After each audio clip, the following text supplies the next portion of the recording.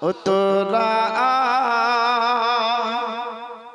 আয় রে সাল্লে আলা মুখে গা ও তোরা আয় রে সাল্লে আলা মুখে গা আওয়ালা খেরের নবী আওয়ালা খেরের নবী ছিলেন রে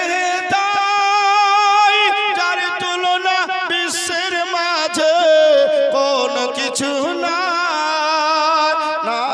রে সাল্লে আলা মুখে গা ও তোরা আয় রে সাল্লে আলা মুখে গা হুর পরিয়ার ফেরেশতারা হুর পরিয়ার ফেরেশতারা নবী সানে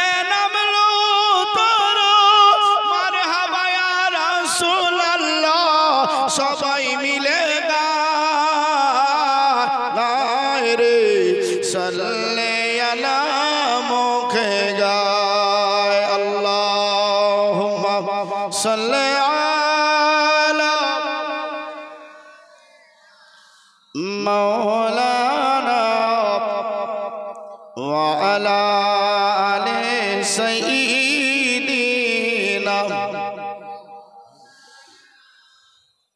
সাল্লাল্লাহু তাআলা আলাইহি ওয়াসাল্লাম আমার বাদিবারা আপনাদের সম্মুখে বলতে আছি শোনো শোনো আমার নবী মুস্তাফার একজন সাহাবী যে সাহাবীর নাম হচ্ছে সাওবান রাদিয়াল্লাহু তাআলার সাহাবী তিনি বলেন নবী মুস্তাফার কাছ থেকে শুনেছে সে হাদিসটা আপনাদের সম্মুখে বর্ণনা করে মুসলিম শরীফ 390 পৃষ্ঠার মধ্যে বর্ণনা করা আছে আন সাওবান রাদিয়াল্লাহু তাআলার ক্বালা ক্বালা রাসূলুল্লাহ সাল্লাল্লাহু তাআলা আলাইহি ওয়াসাল্লাম ফারাইতুল মাশারিকাহা ওয়াল মাগরিবাহা জোরে জোরে বলুন সুবহানাল্লাহ সাওবান তিনি বলে নবী মুস্তাফার কাছ থেকে শুনলাম নবী মুস্তাফা বললেন পশ্চিম পূর্বের যাহা কিছু আছে সব কিছুরই জ্ঞান নবী মুস্তাফা মেশিনাতে আয়াতে করে নবী মুস্তাফা পৃথিবীতে জাহির হয়েছে আমি নবী রে এই পৃথিবীতে উজালা হয়েছি এই নবী মুস্তাফা রব্বে কায়নাতের কাছে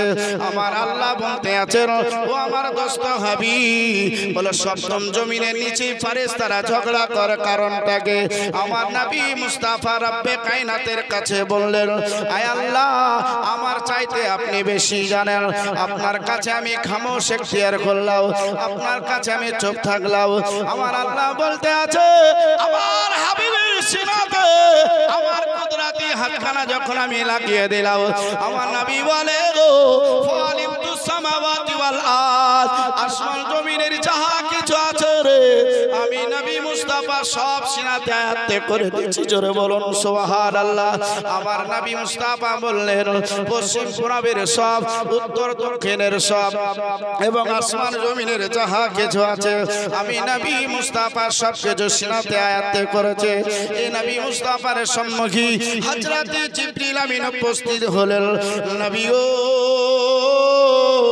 আপনার সম্মুখে আমি হযরতে জিবরিল আমিন নবী আমার বলছেন ব্যাপারটা কি কিসের জন্য এসেছো বলো জিবরিল আমিন বলছিল ইয়া রাসূলুল্লাহ ইয়া হাবিবাল্লাহ নবী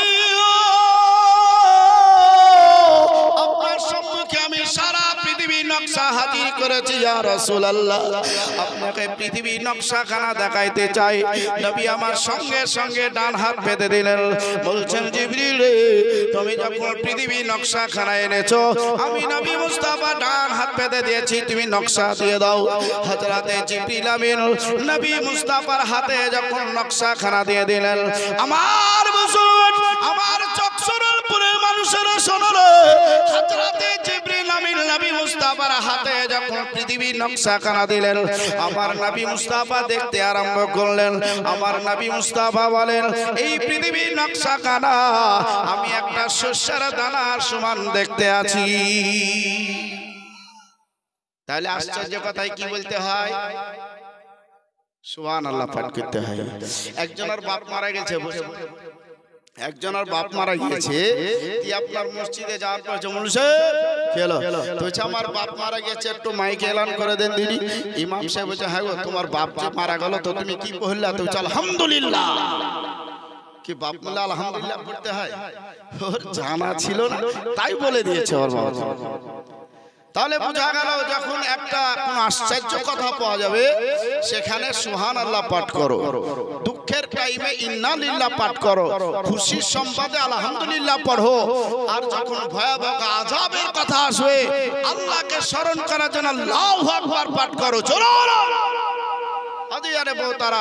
তাই নবী আমার বলছেন যে আমি দেখলাম পৃথিবীতে একটা শস্যার দানা সমান, চক সরলপুরে একটা শস্যার দানা 5 কেজি হয়। 5 কেজি হয় তো মাথা লড়াইছেন নাই।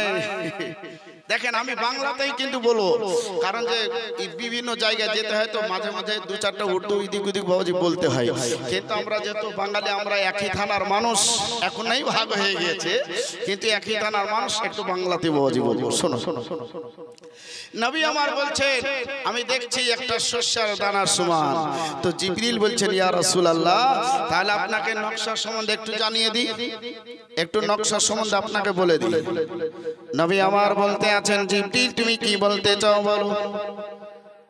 আমার বাজার আমার মুসলমান শোনো, নবী মুস্তাফা সাল্লাল্লাহু তাআলা আলাইহি ওয়াসাল্লাম তাসলিম বলছেন জিবরিল এই যে পৃথিবীর নকশাখানা আজকে তুমি বলতে চাও, আমি নবী মুস্তাফা তোমার সম্মুখে বলতে আছি।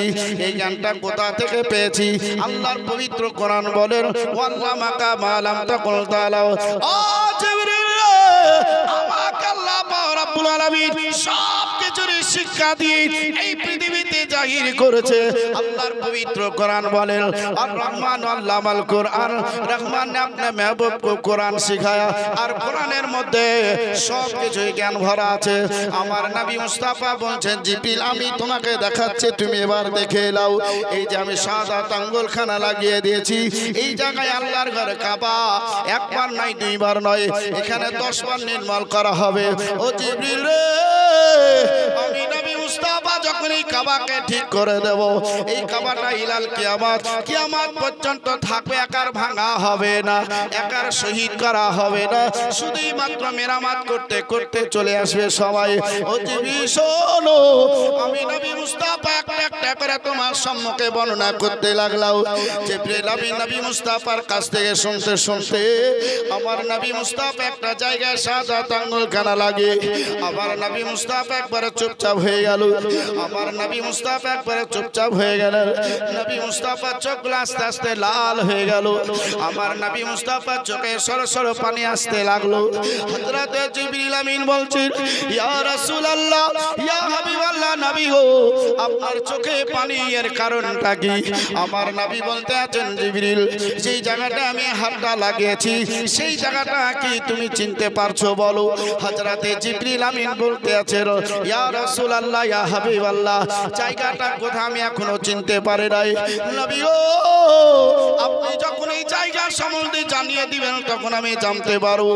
নবী মুস্তাফা সাল্লাল্লাহু আলাইহি ওয়াসাল্লাম বলতে আছেন জায়গাটা হচ্ছে ইরাক, ইরাকের একটা অংশ, এর নাম হচ্ছে কুফা, আর যেই জায়গাটা আমি হাতটা লাগিয়ে আছি এটার নাম হচ্ছে কারবালা। জিবরিল বলতে আছেন ইয়া রাসূলুল্লাহ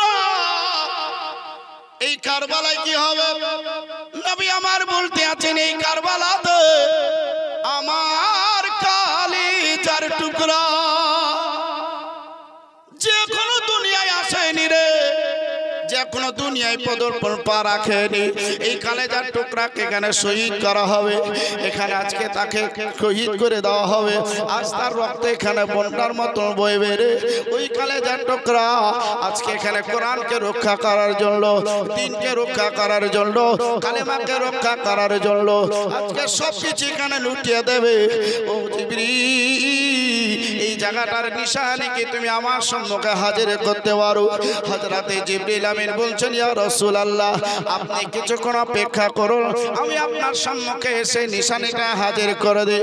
হযরতে জিবরিল আমিন বলছেন, নবী মুস্তাফার সম্মুখে এক মুষ্টি মাটি হাজির করে দেওয়া হলো। এক মুষ্টি মাটি আনলেন, আনার পরে নবী মুস্তাফাকে দিলেন। তো নবী মুস্তাফা নাকের কাছে নিচ্ছেন, তো ইমামে হুসাইনের শহীদের গন্ধ পাওয়া যাচ্ছে। নবী আমার দেখছেন, তো ইমামে হুসাইনের তাজা তাজা রক্ত দেখতে পাওয়া যাচ্ছে। জোরে বলুন আজিয়ারে মোহতারাম, আমরা বাঙালি মানুষ, বাংলাতে আছি ঠিকই, কিন্তু আমরা নবী মুস্তাফার উম্মত, আমরা নবী মুস্তাফার দিওয়ানা, আমরা নবী মুস্তাফার প্রেমিক, আমরা নবী মুস্তাফার দিকে লক্ষ্য রেখে আমাদের যে সালের চরণচিতি আছে সেটা আমাদের পালন করা জায়েজ লেখা আছে, কিন্তু বাকি যেগুলো আছে সেগুলোকে কিন্তু পালন করা জায়েজ লেখা নাই, কোন কিতাবের মধ্যে নাই। এ মুসলমান, আজ ফলো আপনার অবশ্যই রাখুন। হযরতে ইমামে হুসাইনের কথা আমার নবী মুস্তাফা বললেন, ও সাহাবীরা তোমরা একবার শুনে দেখো। সাহাবীরা বলছেন, আমরা শুনছি তো কিছুই বুঝতে পারি। তাহলে নবী কাকে বলা হয় বোঝা যাচ্ছে? নবী কোন ব্যক্তি সেটা আমরা একটু যদি শুনি জীবনের মাধ্যমে, তাহলে হয়তো বুঝতে পেরে যাব। আমার বাপজি ভাই সোনালাল, তো নবী মুস্তাফা সাল্লাল্লাহু আলাইহি ওয়াসাল্লাম বলছেন, এই মাটিটাতে প্রমাণ আছে। কি প্রমাণ আছে? বলছে এই মাটিটা একদিন রক্তে লালে লাল হয়ে যাবে, আর এই মাটিটা যেদিন লাল হবে সেই দিন কিন্তু আমার উম্মাত উম্মাতানি যারা মুসলমান দাখিল আছে তাদের কানে কোন খবরটা পৌঁছে দেওয়া হবে, তারা বুঝতে পারবে যে নবীর নামাসা ইসলামকে জিন্দা করেছে, কারবালার মাঠে শহীদের জাম পান করেছে। আমি কাকে দিব রে ভাই, কোন ব্যক্তিকে দিব? যখন এই মাটিটা লাল হবে তখন নবী মুস্তাফা আমি দুনিয়াতে থাকবো না, হযরত আবু বকর সিদ্দিক থাকবে না, ওমরে ফারুক থাকবে না, হযরতে আলী আল মুর্তজা থাকবে না, আরো দিগার সাহাবায়ে কেরাম ওরাও भी থাকবে না। আর বাজি ভাইরা দেখছেন জান্নাতি ফাতেমা থাকবে না। আমার নবী মুস্তাফা নজর করলেন, নবী মুস্তাফার পাঁচতম বিবি যার নাম হচ্ছে হযরত উম্মে সালমা, সালমাকে ডাকার পরে বললেন, হে সালমা, এই মাটিটাকে যত্ন করে রাখতে হবে, এই মাটিটা সুন্দর করে রাখতে হবে। এই মাটিটা অন্য কোনো মাসে নয়, জানুয়ারি ফেব্রুয়ারি ডিসেম্বর নয়, এই মাটিটা রক্তে লালে লাল হবে, সেটা আরবি মাসের দিকে লক্ষ্য রেখে নবী আমার বললেন মুহররম মাস। আমাদের বছর শুরু হয় মুহররম মাস দিয়ে আর শেষ হয় কি দিয়ে? আরে কুরবানির মাস দিয়ে। তাহলে আমাদের শুরুও কুরবানি আর শেষও হচ্ছে কুরবানি। তো আমার বাজি ভাইরা, মুহররম পালন করো তো লাখো লাখো নেকি, কিন্তু জানুয়ারি পালন করো একটা ফুটে আধলা নেকি পাবেন। অদিয়ানে মোহতারাম, তো মুহররম মাস কুরবানি আর এটা শেষে হচ্ছে কুরবানি। তো আমার নবী মুস্তাফা সাল্লাল্লাহু আলাইহি ওয়াসাল্লাম বলছেন, এ বিবি, এই মাটিটা মুহররম মাসে লাল হবে। তাহলে মুহররম মাস আপনাদের গ্রামে কদিনে মাস হয়? কত দিনে হয় গো? 30 দিনে এক মাস হয়, আর 29 দিনে অত এক মাস হয়, 28 দিনে অত এক মাস হয়ে যায়।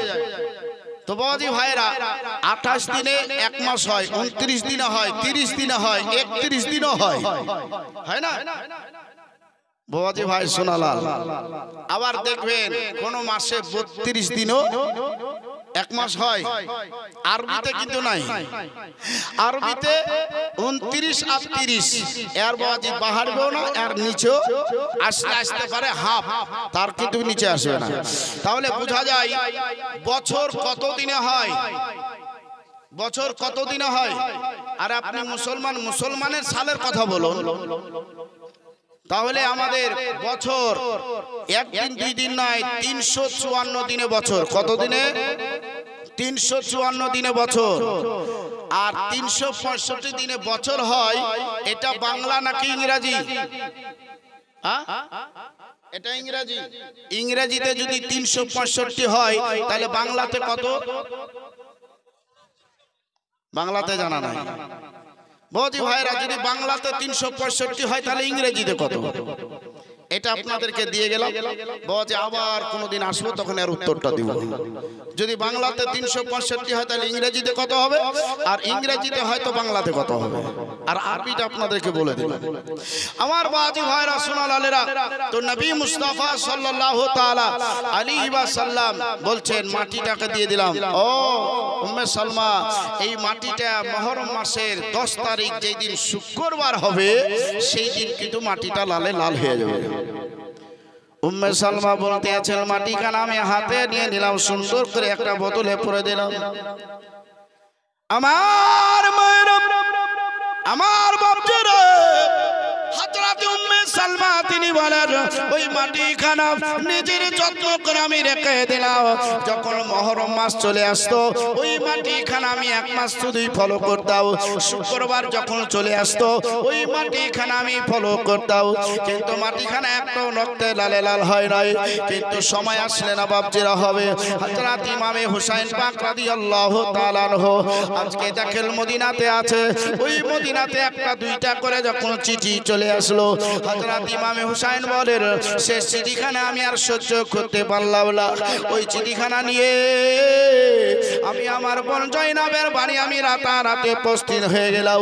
দরজাখানে যখন খটখট করে আওয়াজ করে কে এসেছো, বলে আমি তোমার ছোট্ট ভাই হুসাইন এসেছি, দরজা খোলো।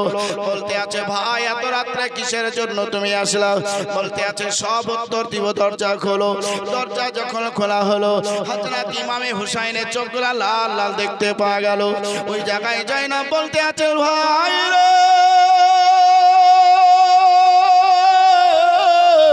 তোমার চোখ কিসের জন্য আজকে মদিনার লোককে তোমাকে গালি দিয়েছে, মদিনার লোকেরা কি আজকে ভাবিদের প্রতি অত্যাচার করেছে, বাচ্চাদেরকে কেউ সাথিয়েছে? হযরত ইমাম হুসাইন বললেন না। সঙ্গে সঙ্গে পকেট থেকে চিঠিখানা বাহির করা হলো। হযরতে জাইনাব দেখেন পত্রনামা স্টার্ট করে দিলেন। ওই চিঠিখানায় লেখা আছে ও হুসাইন, আমরা কুফার লোক তোমার জন্য পাগল পারা, আমরা নবীর আশিকি দিওয়ানা, রসোনার মদিনা, আমরা নবীর পাগল দিওয়ানা, আমরা নবী পাগল দিওয়ানা, রসোনার মদিনা, আমরা নবীর পাগল দিওয়ানা। ও হুসাইন, আমরা তোমার দিওয়ানা, আমরা সবাই পাগল হয়ে আছি। হুসাইন গো, মদিনা ছেড়ে যদি কুফা শহরের দিকে তুমি না আসো, এই দেখো হাতে একটা একটা করে ছোরা নিয়ে আছি, নিজের গলাটা কেটে খুদকাশি করে নেব। হুসাইন গো, সেই দিন নবী মুস্তাফা যদি জিজ্ঞাসা করে আর উত্তর তোমাকে দিতে হবে। হুসাইন বলতে আছেন দ্বিতীয় লাইনে কি লেখা আছে তাড়াতাড়ি পড়ে নাও। দ্বিতীয় লাইনে লেখা আছে হুসাইন গো, আমরা সবাই তোমাকে ভালোবাসি, আমরা সবাই তোমাকে মহব্বত করি, সবাই মিলে আমরা তোমাকে আপিল করতে আছি। হুসাইন মদিনা ছেড়ে কুফা শহরে চলে আসো, আমরা তোমার নানাকে এত ভালোবাসি রে, তোমার বাবার পিছনে 5 ওয়াক্ত আমরা নামাজ পড়তাম, জুম্মার নামাজটা পর্যন্ত আদায় করতাম। তোমার সঙ্গে কি আমরা ধোঁকা করতে পারি? ও হুসাইন গো, তাড়াতাড়ি মদিনা ছেড়ে চলে আসো। মদিনা ছেড়ে যদি তুমি না আসো, তাহলে আমরা যদি কুফা থেকে মদিনায় পৌঁছে যাই, তাহলে মদিনায় যত যুবতী নারী আছে এদের সঙ্গে হারাম কাজ করে হারাম লুৎফায় আমরা 4 সন্তান পয়দা করে দেব। হুসাইন রাজি থাকলে মদিনা ছাড়তে হবে না। 3 নম্বর লাইন বলতে আছেন হুসাইন, আমরা তোমার পাগল পারা চাহাতকারী। হুসাইন যদি মদিনা তুমি ছেড়ে না আসো, কুফা থেকে যদি মদিনায় আসতে হয়, ওই মদিনায় যত গর্ভবতী নারী আছে এদের পেটে লাথি মেরে মেরে সন্তানগুলোকে নষ্ট করে দেব, এবং যে মহিলা আমাদেরকে বাধা দিতে আসবে তাদেরকে আমরা শিরশ্ছেদ করে দেব, একবারে মদিনায় রক্তের বন্যা বইয়ে দেব। তুমি যদি রাজি থাকো রে ভাই, তাহলে মদিনা ছাড়তে হবে না। ওই জায়গায় ইমামে হুসাইন বলতে আছেন বল রে, আমার তো সাহারা দেওয়ার মতন কেউ নাই, আজকে হৌসলা দেওয়ার মতন তো কেউ নাই, আজকে আমার সঙ্গে পরামর্শ করবে তো এইরকম নাই। মা ছিল, মা চলে গেছে, বাবা দুনিয়া ছেড়ে চলে গেছে।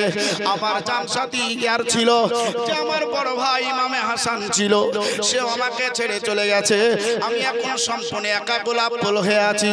তাই আমি তোমার কাছে পরামর্শ নেওয়ার জন্য আসি। ও বোন, তোমাকেই বলতে আছি, আমি মদিনার সবাইকে রেখে দিয়ে আমি কুফা শহরের দিকে চলতে আরম্ভ করি। তুমি সকালবেলায় তাদেরকে সামলে নিও। এবার দেখেন সারা রাত্রি তাদের কথাবার্তা হলো, ফজরের টাইম চলে আসলো। আচ্ছা বলেন, মসজিদ আগে মুয়াজ্জিন যায় না কে মুসাল্লি? কে যায়? মুয়াজ্জিন আগে যায়। মুয়াজ্জিনের কাজ কি? নামাজিদেরকে ডাকা, নামাজিদেরকে ডাকবে। আজান দিলেই তো নামাজি চলে আসবে নাকি? তাহলে আজান দিলে নামাজি আসবে, তাহলে মুয়াজ্জিনের কাজ হচ্ছে নামাজিকে ডাকা। চলে আসলো বাবা, শীত বর্ষা ঠান্ডা কি মুসল্লিদের মসজিদ কাজা হয়ে যায়, কিন্তু সহজে মুয়াজ্জিনের কাজা হয় না। হয় ও ঠিক চলে যাওয়ার দায়িত্ব আছে বাবা, যে নামাজিদেরকে ডাকতে হবে, জামাত করতে হবে। জামাতে যে একটা স্বভাব, সেটা আমাদের নামায় আমলে থাকবে। তাই চলে আসলো বাবা, যে ওযু করে নিয়ে দেখছে।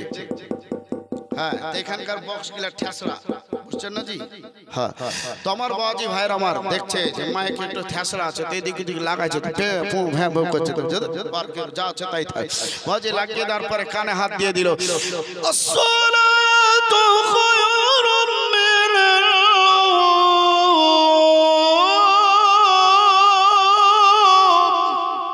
চলো বলুন সুবহানাল্লাহ।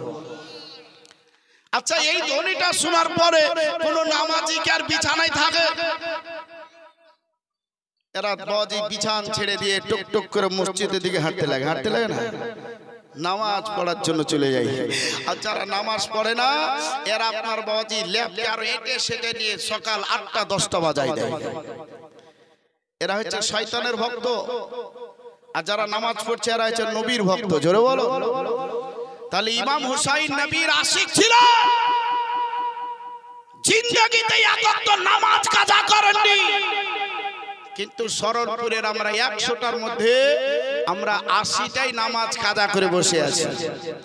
মুসলমান জালসা লাগাচ্ছি, নেকি পাবো, বারহাক সত্য, ভালো কাজ করছি, এর জন্য আমরা সব পাবো সত্য। কিন্তু যেগুলো আপনাকে দিতে হবে, সেইগুলো যদি আপনি রেডি না করেন, পাবেন কি? মাধ্যমিক পরীক্ষা হয় বাবা, তো মাধ্যমিক পরীক্ষায় কিছু প্রশ্ন থাকে, থাকে না? তো প্রশ্ন থাকে, তো এই প্রশ্নগুলোর উত্তর দিবেন, তবেই না আপনি পাস করতে পারবেন। আর উত্তর যদি না দেন, পাস হবে? পাস হবে না। বাবাজি ভাইরা, এই দুনিয়াতে এসেছেন কিছুক্ষণের জন্য, আপনি এসেছেন, চাহে 100 বছর হোক, চাহে 60 বছর হোক, কিছুক্ষণের জন্য আপনি এসেছেন। ইমতিহান মানে পরীক্ষা। এর পরীক্ষা, মাধ্যমিকের পরীক্ষার প্রশ্ন কিন্তু গোপন করে রাখা হয়, কাউকে জানানো হয় না। আর ইসলাম দেখেন, আপনার সম্মুখে প্রশ্ন একবারে প্রকাশ্য করে দিচ্ছে, কিন্তু আপনি রেডি করতে পারছেন না। হায় রে আপনার ভাগ্য, প্রকাশ্য করে দিচ্ছে যে আপনি দুনিয়াতে যতদিন বাঁচবেন, কিছুক্ষণের জন্য আপনি আছেন। আর এই কিছুক্ষণের জন্য আপনার যে প্রশ্ন, সেই প্রশ্নগুলোর উত্তর আপনাকে করতে হবে।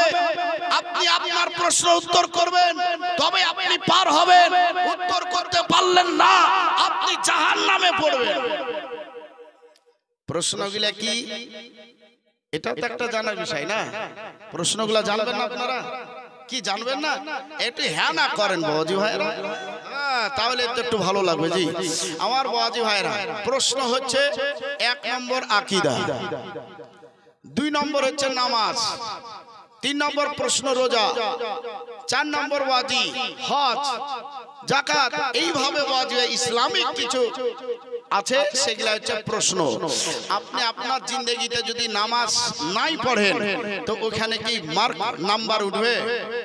নাম্বার উঠবে না, তাহলে ওটা 0 হয়ে গেল। রোজা রাখবেন না, ওইটা মনুষ্য কি করে রোজা রাখবো? এই যে বাপরে খরা চলে যাচ্ছে, আর পাট মাথায় বইতে হবে, কেমন করে কি করি, তাই রোজা রাখতে পারো না। বেটা ছেলে একটা রোজা কাজা করলে 60টা করতে হবে তোমাকে। আরে 60টার মধ্যে যদি গন্ডগোল হয়ে যায়, ফের 60টা শুরু করো। গন্ডগোল বুঝেননি? বুঝে গিয়েছেন বাবাজি? যেহেতু দোনো तरफ यहाँ है, দুজন এখানে আছে বাবজি ভাইরা, তাই লক্ষ্য রেখে শুধু বলছি। কিন্তু মহিলাদের একটা সময় আছে, একটার পরিবর্তনকে একটাই করতে হবে। ওকে 60টা লাগবে না। ও মাসে যখন নাপাক হবে, যখন সন্তান প্রসব করবে, এর মুদ্দাত হচ্ছে 3 দিন থেকে 10 দিন। 11 দিন হলে ডাক্তার দেখাও। সন্তানের টাইমে 15 দিন থেকে 40 দিন, 41 দিন হয়ে গেলে ডাক্তার দেখাও। খুনের অসুখ। এই টাইমে যদি রোজা পড়াতে একটার পরিবর্তে একটার, আপনাকে করতে হবে 60টা। আমার বাজি ভাই সোনালাল, তো নবী মুস্তাফা সাল্লাল্লাহু তাআলা আলাইহি ওয়াসাল্লাম তো তসলিম বলছেন, আর ইমামে হুসাইন সেই দিকে লক্ষ্য রেখে কিছু জানাচ্ছেন। তো ইমাম হুসাইনকে যদি আমরা ভালোবাসি, মহব্বত করি, তো আজ থেকে আমরা সবাই নামাজ পড়তে শুরু করব। কে শুরু করব তো নাকি? বলেন জোরে বলেন ইনশাআল্লাহ। তাহলে নামাজ কে কে পড়বেন? হাত উঠান। ওই হাত নামাইতে বলিনি, হাত উঠান দেখি কে কে নামাজ পড়বে। আচ্ছা, এর মধ্যে কি নতুন নামাজি বোঝা যাচ্ছে? বোঝা যাচ্ছে? হ্যাঁ, কমিটিরা কই? কমিটি কমিটি ওই যুব কমিটি কায়? যুব কমিটি জালসা তো লাগায় রে ভাই, কিন্তু তোমাকে তো নামাজ পড়তে হবে। 5 ওয়াক্ত তোমাকে ডিউটি করতে হবে। তুমি যেখানেই থাকো না কেন, তোমাকে নামাজ পড়তে হবে। তুমি নবীর আশিক, নবীর উম্মত, এটা পরিচয়ের জন্য তুমি কাজ করছো, অথচ তুমি নামাজ পড়বে না, তাহলে কি করে হবে? নামাজ পড়তে হবে। আমার বাজি ভাইরা, তো ইমামে হুসাইন বলছেন ফজরের টাইম নামাজটা পড়ে নি, নিয়াত করে নামাজটা পড়ে নিয়ে রাত দরজাটা খুলছে, তো সামনে আপনাদের মতন লোক পালা লেগে আছে। সরলপুরে মানুষ কিসের জন্য এসেছো? আপনারা কি উত্তর দিবেন? জালসা শুনতে এসেছি। ঠিক একবারে জালসা শুনতে এসেছি, নবীর মাহফিলে এসেছি। তো ইমামে হুসাইন বলছেন, এই মদিনার লোকেরা, তোমরা এখানে কিসের জন্য উপস্থিত হয়েছো বলো? মদিনার লোকেরা বলতে আছে, আকা হুসাইন গো, আমরা খবর পেয়েছি আপনার কাছে ছুটে এসেছি। আপনি এখন বিপদে, আপনার বিপদের পাশে দাঁড়াবার জন্য উপস্থিত হয়েছি। আকা হুসাইন গো, আপনাকে আমরা মদিনার মানুষ কোনো মতে একা ছাড়তে পারে না, আপনার সঙ্গে সাথী হয়ে আমরাও সেখানে যেতে চাই। ইমামে হুসাইন বলে, আমার সঙ্গে যদি যেতে হয় তাহলে আপনার বিবিকে বিবাহ করতে হবে, বাচ্চাকে এতিম করতে হবে।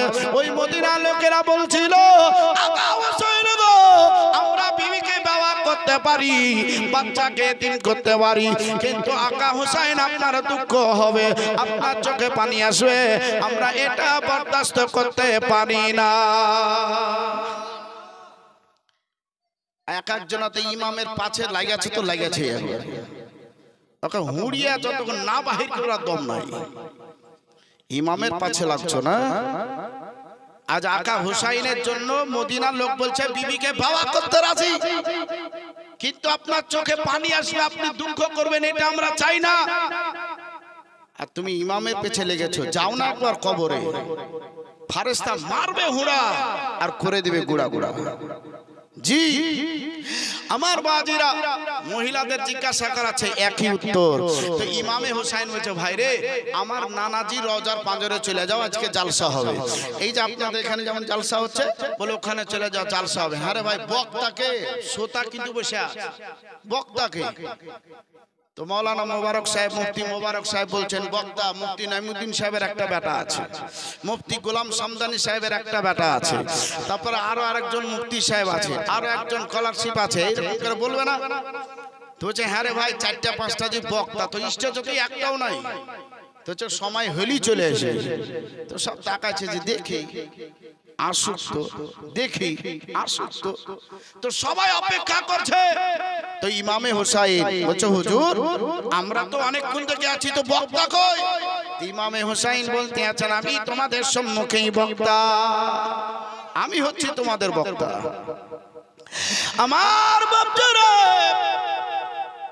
হযরত ইমাম হুসাইন পাক তিনি বললেন তোমাদের 4 ঘন্টা ওয়াজ শোনার দরকার নাই, আমি ইমামে হুসাইন 4 ঘন্টার 4টা কথা বলতে আছি, শোনো এই 4টা কথা তোমরা পালন করো।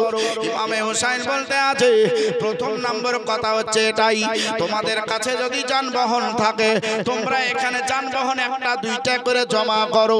তোমাদের বাড়িতে যদি মশক থাকে রে তোমরা 1টা 2টা করে পারলে এখানে মশক জমা করো। তোমাদের কাছে টাকা পয়সা থাকলে তোমরা টাকা পয়সা এখানে দান করো। আর তোমাদের বাড়িতে যদি হাতিয়ার থাকে ওই হাতিয়ারগুলো তোমরা এখানে জমা করো। মদিনার মানুষেরা বলেছিল আকা হুসাইন গো আমরা হাতিয়ার কিসের জন্য নেব, আমরা তো যুদ্ধ করার জন্য সেখানে যাচ্ছি না। হযরত ইমামে হুসাইন বললেন নিজের জান বাঁচা হচ্ছে ফরজ। আমরা রাস্তায় চলতে চলতে কোনো ব্যক্তি যদি আমাদেরকে হামলা করার জন্য ছুটে চলে আসে তাহলে আমরা খালি হাতে তাদের সঙ্গে যুদ্ধ করতে পারবো না, নিজের জান বাঁচাতে পারবো না। তার জন্য বলতে আছি তোমরা এখানে হাতিয়ার জমা করো। এই দেখেন বাজি সব একটা একটা করে জমা করতে শুরু করলেন। হযরত ইমামে হুসাইন বলেন আমার যে কাফেলা রেডি হয়ে গেল ওই কাফেলার প্রথমে আমার ভাই আবু বকর ইবনে আলী থাকবে, আমার ছোট্ট ভাই কাফেলার শেষের দিকে থাকবে আব্বাস ইবনে আলী অর্থাৎ আলী আল মুর্তজার বেটা আব্বাস। আবু বকর এ হচ্ছে আলী আল মুর্তজার বেটা। আমার মুসলমান হযরত ইমামে হুসাইন বললেন আমি মাঝে থাকবো। এবার কাফেলা আমাদের রওনা করে দিতে হবে, আমাদের এবার চলতে আরম্ভ করব। যেমন আপনারা 2024 সালে জালসা লাগিয়েছেন 25 সাল পড়লে আপনারা জালসা শেষ করে দিবেন। নবী আমার বলে রে আমার কলিজার টুকরা দিনকে রক্ষা করার জন্য এই মদিনা ছেড়ে 60 হিজরিতে রওনা হবে আর 61 হিজরিতে হযরত ইমাম হুসাইন দিনকে জিন্দা করবে। জোরে বলবেন না? কি সালের সঙ্গে মিলাতে পারছি জি? মিলবে? কারণ যে 24 অতিক্রম করে 25-এ পা দিবেন আপনারা, আর ইমাম হুসাইন 60 হিজরি ছেড়ে 61 হিজরিতে ওখানে পৌঁছাবে।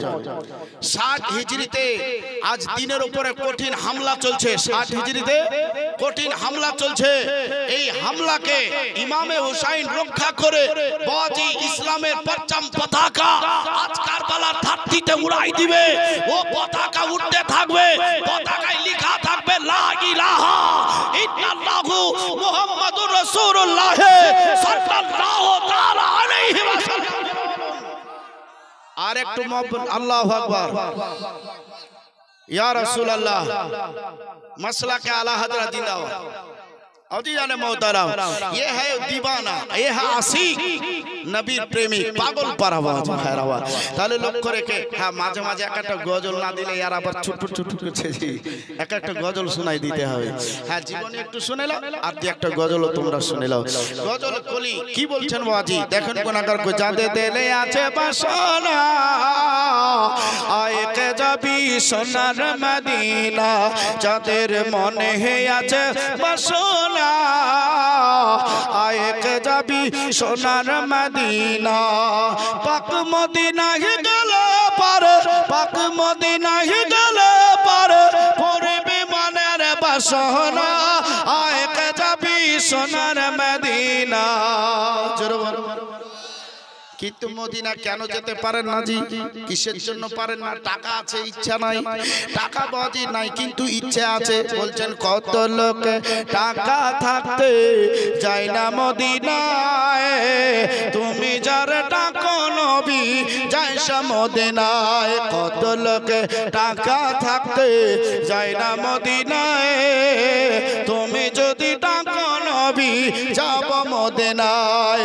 কত হাজি আসে কত হাজি যায়, আমরা শুধু বসে আকা হিন্দুস্তানে কান্দে হায় হায়।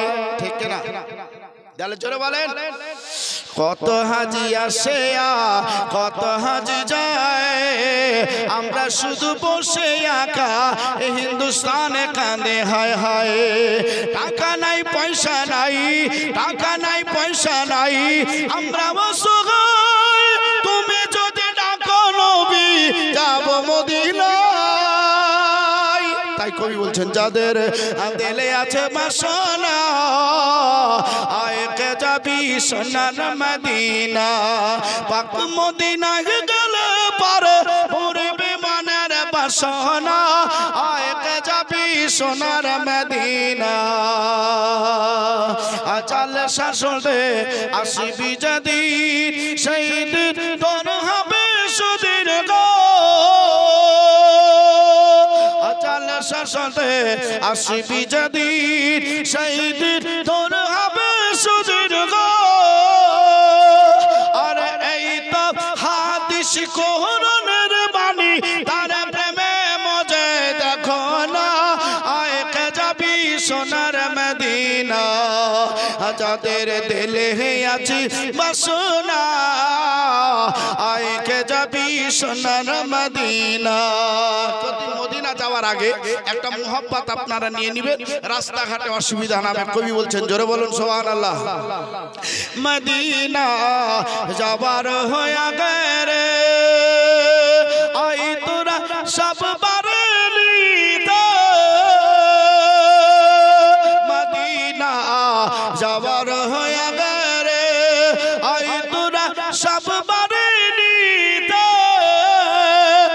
আল্লাহ যাতে বুকে করে আল্লাহ যাতে বুকে করে পথ হয়ে যাব রওয়ানা আয় কে যাবি সোনার মদিনা যাদের দিলে আছে বাসনা আয় কে যাবি সোনার মদিনা আল্লাহুম্মা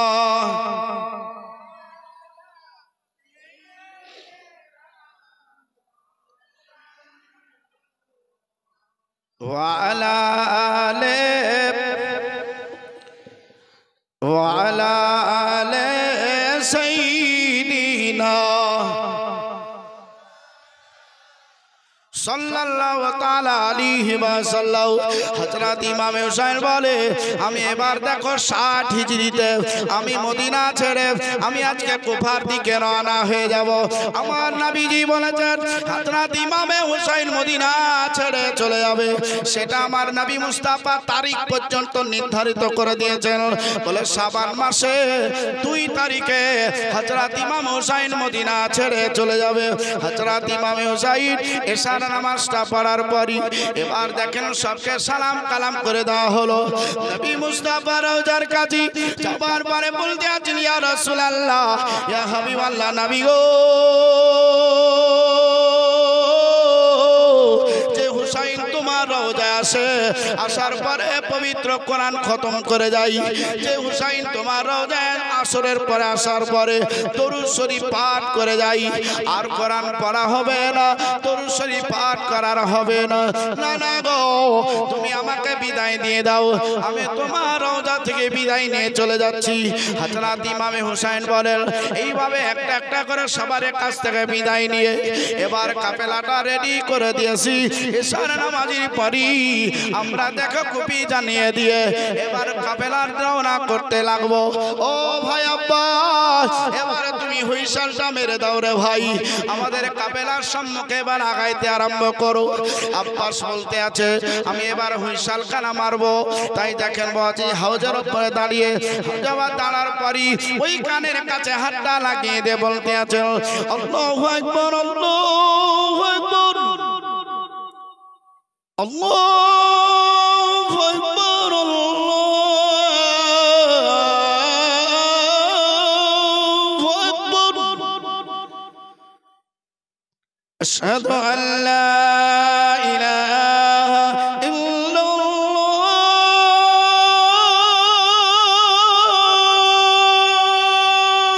বলুন সুবহানাল্লাহ বাজি আজানের ধ্বনি যখন দিয়ে দিল এবার যে পতাকা লড়ি দিয়েছে কাফেলা কিন্তু সামনে আগাইতে লাগলো কাফেলা চলতে লাগলো জি আগাচ্ছি আগাচ্ছি কিছুটা পথ যখন গিয়েছে ইমামে হুসাইনের একটা কথা মনে পড়ে গেল ইমাম হুসাইন বলছেন সকালবেলায় আমার লাটরা বেটি আব্বা আব্বা করে চিৎকার করে গলি গলি ছুটে বেড়াবে দৌড়ে বেড়াবে কিন্তু বাবা মা কাউকে দেখতে পাবে না আমার নবী যদি বলেন আমি হুসাইন জবাব কি দিব আমার লাটরা বেটিকে দেখার খুব ইচ্ছা কাফেলাটা রুখে আমি বেটিকে দৌড়ে দেখে আসি হযরত ইমাম হুসাইন দাঁড়িয়ে বলছেন আশহাদু আন্না মুহাম্মাদুর রাসূলুল্লাহ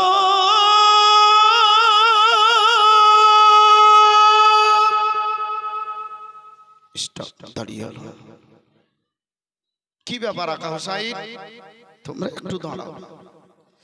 আমার অসুস্থ লাটরা বেটিকে আমি একবার নিজের চোখে দেখে চলে আসি, তারপরে চলে যাবো। সবাই দাঁড়িয়ে হলো। ইমাম হুসাইন ছুটে চলে আসলেন। আসার পর দরজাটা খুলছেন, বেটি দেখছেন ডাক কাঁধে, কানের তলে হাতটাকে লাগিয়ে মিম হে মিম দাল মোহাম্মদের মতো আরাম করছে, আর চোখ দিয়ে টস টস করে পানি ঘুরছে। হযরত ইমাম হুসাইন বলছেন, বেটি আমার ঘুমাচ্ছে, বেটিকে আর জাগাবো না, শুধুই মাত্র একটু চুমা খেয়ে নি, চোখে দেখে নিলাম, নানাজি সম্মুখে বলতে পারবো। হযরত ইমাম হুসাইন যখন এইভাবে চুমা খেলেন বাবা, সঙ্গে সঙ্গে আব্বা চিৎকার দিয়ে উঠলেন।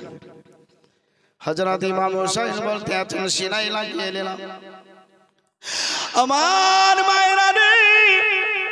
হযরত ইমাম হুসাইন বলে, আমার বেটিকে সিনাই লাগিয়ে নিয়ে বলতে আছি, বেটি হিরো কিসের জন্য তুমি এত চিৎকার দিয়ে উঠলা বেটি, বলো বলো কিসের জন্য তুমি কাঁদছো গো? ওই জায়গায় অসুস্থ শুকলা বলতে আছেন, আব্বা জান আমি স্বপ্ন দেখতেছিলাম আপনি মদিনা ছেড়ে যেন কোথাও চলে যাচ্ছেন, আপনাকে আব্বা আব্বা করে ডাকতে আছে, আপনি কোনো সারা শব্দ কিছুই করেন না। আব্বা গো আপনাকে মদিনা ছেড়ে চলে যাচ্ছে, মাকে ডাকতে আছি, মা সারা শব্দ কিছুই করে না। আমার ভাই আলী আকবরকে ডাকছে, উত্তর দেয় না। আমার ফুবি জাইনাবকে ডাকছে, উত্তর দেয় না। আমার চাচা আব্বাস আলমদারকে ডাকতে আছে, কোনো উত্তর করে না। হযরত ইমাম হুসাইন বলতে আছেন, আমি এখন কেমন করে সম্মুখে বলি, এমনিতে আমার অসুস্থ বেটি ভালো করে পায়ে খাড়া হতে পারে না, দাঁড়াইতে পারে না। ওই বেটিকে আমি বাহুতে করে নিয়ে আস্তে আস্তে করে বাহিরে নিয়ে আসার পরে দেখাইতে লাগলাম, বেটি রে ওই দেখো সামনে যে কাফেলা দেখতে পাচ্ছ, ওই কাফেলায় সব আমরা রেডি হয়ে গেছি, সবাই মিলে মদিনা ছেড়ে চলে যাচ্ছি।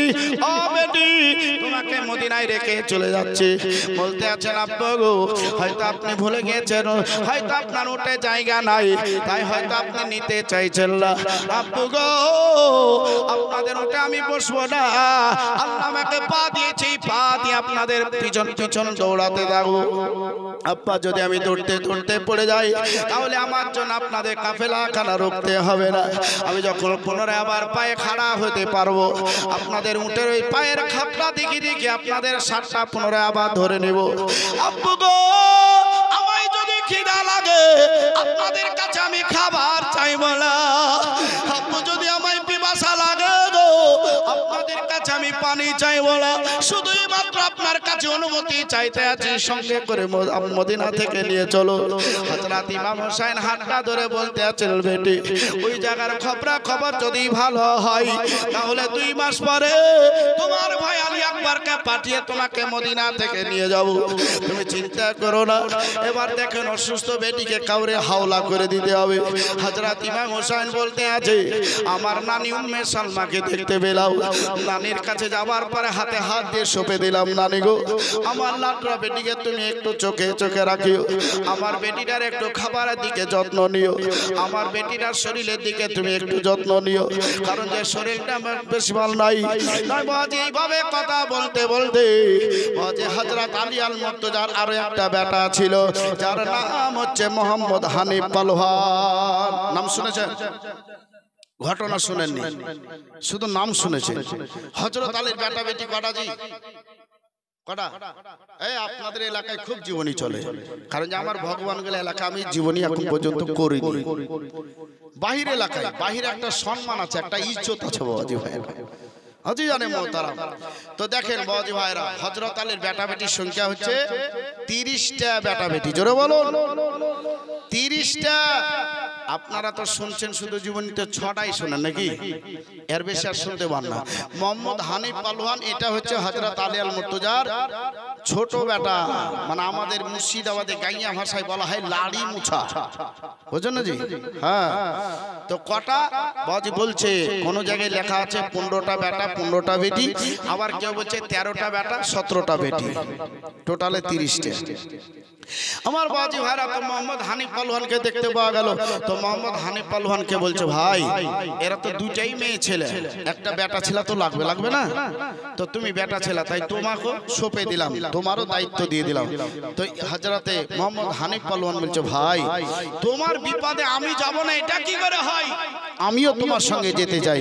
হযরত ইমাম হুসাইন বলতে আছেন, ভাই রে, আমার সঙ্গে যদি তুমিও চলে যাও, আমার সঙ্গে যদি তুমিও সেখানে উপস্থিত হয়ে যাও, আয় মোহাম্মদ হানিফ, যখন আমি কারবালার মাটি সেই জায়গাতে আল্লাহ পাক রব্বুল আলামিনের দিনকে যখন ওই জায়গায় জিন্দা করে দেব, ওই দিনের প্রথম হামলা আজকে মদিনাতুর রাসূলে হবে। এই হামলাটাকে রক্ষা করার জন্য আমি হুসাইন তোমাকে এখানে দায়িত্ব দিয়ে চলে গেলাম। তাহলে কারবালার পরে কোথায় হামলা হবে বললো? কারবালার পরে মদিনাতে হবে। জি, তো কারবালারই তো ঘটনা শুনতে পান না, তো মদিনাতে হামলা কেমন করে নিয়ে যাবে? হ্যাঁ, কোন জায়গায় কি হয়েছে আমি সেটা বলছি না বাবা। দেখেন, আমরা কারবালার ঘটনা শুনছি। ইমাম হুসাইন বলছে, ভাই আমাকে শহীদ করে দেওয়ার পরে প্রথম মুসলমানের উপরে চাপ সৃষ্টি করা হবে, এমনকি তাদেরকে কতল করে দেওয়া হবে, জবা করে দেওয়া হবে। সেটা হচ্ছে মদিনা। মদিনা তাদের প্রথম টার্গেট। তো এই টার্গেটকে বাবাজি ভাইরা একজন নেতা হিসাবে তো থাকতে হবে, না থাকলে তো হবে না, কমান্ডার হিসাবে থাকতে হবে। তা আমি তোমার ভাই হুসাইন, আমি তোমাকে দায়িত্ব দিয়ে গেলাম, তুমি মদিনাকে সামলাবা। জোরে বলো। মদিনাকে সামলাবার জন্য মোহাম্মদ হানিফ পালোয়ানকে রেখে দেওয়া হলো। মদিনাতে কি হবে বাবাজি ভাইরা, ওটা পরে দেখা যাবে। এদিকে আর একটু কথা কইলি আমার মুসলমান। তো নবী মুস্তাফা সাল্লাল্লাহু আলাইহি ওয়াসাল্লাম ইমামে হুসাইন বলতে আছেন যে আমি তো এইভাবে যে চলে গিয়েছি, তো যখন বেটির জন্য আমি রুখে গিয়েছি, আবার নবীজি রওজার দিকে তাকাবো, তাকে নবীকে আবার সালাম করে কিন্তু আমি কাফেলায় উঠে আবার চলতে লাগবো। তো বলছে, বেটি আমি তোমাকে নিয়ে যেতে পারছি না, শরীয়ত সাপেক্ষ বাঁধা। কারণটা কি? কারণটা হচ্ছে 9.5 বছর বয়সে অসুস্থ সুগরা তিনি বিয়ে দিয়ে দিয়েছিলেন। বেটির যতদিন বিয়ে হয়নি বাপের দায়িত্ব, আর বিয়ে হয়ে গেলে স্বামীর দায়িত্ব। তাই ইমামে হুসাইন বলছেন, স্বামী নাই, ব্যবসা করতে গিয়েছে, তাই আমি তোমাকে নিয়ে যেতে পারলাম না, তুমি থাকো।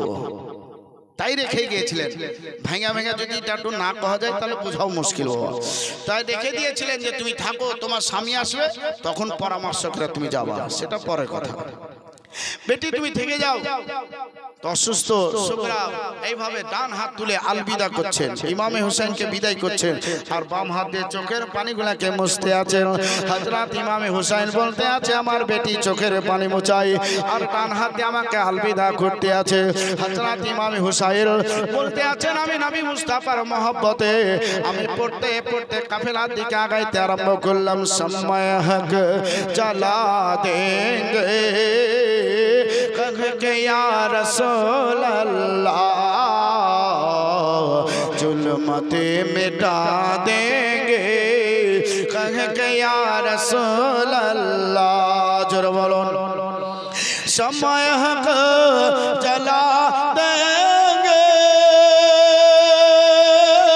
कह के या रसूल अल्लाह, कह के या रसूल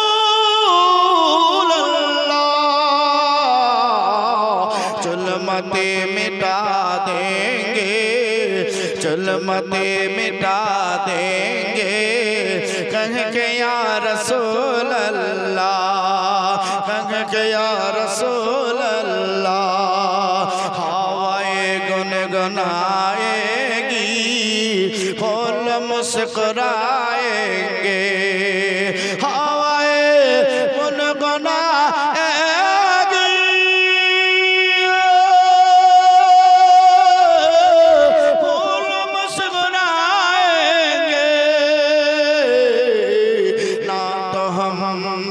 ना तो हम सुना देंगे, ना तो हम सुना देंगे कह के या रसूल अल्लाह, कह के या रसूल अल्लाह। তাই কই বলছেন, এ খোদাই গো মান তো,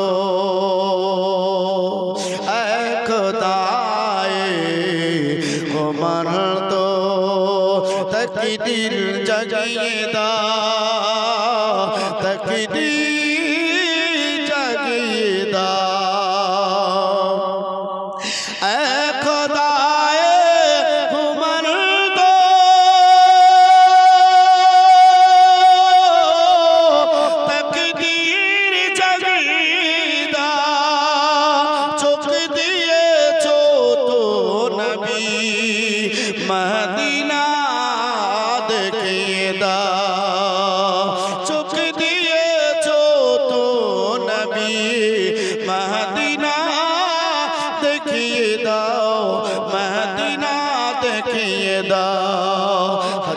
ইমাম হুসাইন বলতে আছেন আমি রাস্তায় চলতে আরম্ভ করলাম।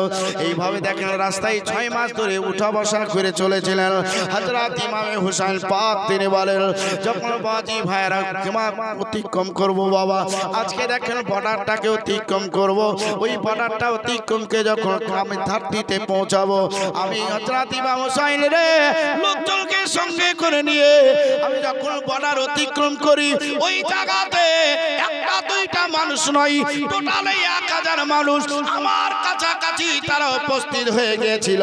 আকা হুসাইন গো, আজ ধরবেন রেবা বলতে আছে আমার সাথে সাথে আপনাকে চলতে হবে, আপনাকে আমি চোখে চোখে রাখবো, আপনাকে আমি কোথাও কোনো জায়গায় যেতে দেব না।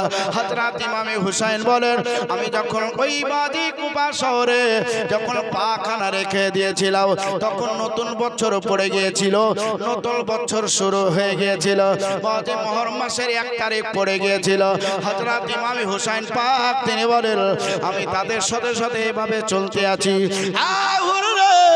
এখন সময়টা কত তুমি কি বলতে পারো?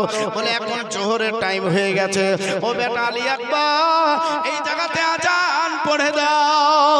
আলী আকবর কানে হাতটা লাগিয়ে দিয়ে আজানের ধ্বনিটা যখন পাঠ করলো, মুসলমান এবার জামাত করে নামাজটাকে আদায় করতে হবে। মুসলমান দেখেন বাজি নামাজটা আদায় করব, আদায় করার জন্য ইমাম হুসাইন পাক তিনি বলেন ও তুমিও তো নবী মুস্তাফার আশিক দিওয়ানা আছো, বলে আমার পিছনে নামাজ পড়তে যদি চাও তাহলে চলে আসো, না হলে তুমি একাই পড়তে পারো, তোমাকে বাধা দেওয়া হবে না, তোমাকে বিরক্ত করা হবে না, তবে মুসলমানের উপরে নামাজ পড়াটাই ফরজ। বাজে জোহরে নামাজটা আদায় করে নেওয়ার পরই তারা খাওয়া দাওয়া করে হযরত ইমাম হুসাইন বলছেন সামনে গ্রামটা হচ্ছে আমার শ্বশুরের গ্রাম, সেই গ্রামে আমি একটু যাব। ওর বলতে আছে না না না, এই খবরটা দেখেন পার্লামেন্টে যখন করে দেওয়া হলো, ওই পার্লামেন্ট থেকে ইবনে জিয়াদ আর দেখেন 3000 ফোর্স পাঠিয়ে দিল, টোটালে 4000 মানুষ হযরত ইমাম হুসাইনকে চতুর্দিক থেকে ঘেরাও করে নিয়ে বলতে আছে না হুসাইন আপনাকে আপনার শ্বশুরের গ্রাম যেতে দেওয়া হবে না, আপনি ফাঁকা ময়দানের দিকে চলুন, আপনি চিল ময়দানের দিকে আপনি চলুন। হযরত ইমাম হুসাইন দেখেন সেই দিকেই চলতে আছে, হযরত ইমাম হুসাইন কাফেলা নিয়ে সেই দিকে আগাইতে আছে। হযরত ইমাম হুসাইন চলে রে, চলতে চলতে যখন উটটা নিজের ইচ্ছায় কৃত বসে গেল, বলছে হুরে এই জায়গাটার নামটা কি? বলে জায়গাটার নাম হচ্ছে কারবালা।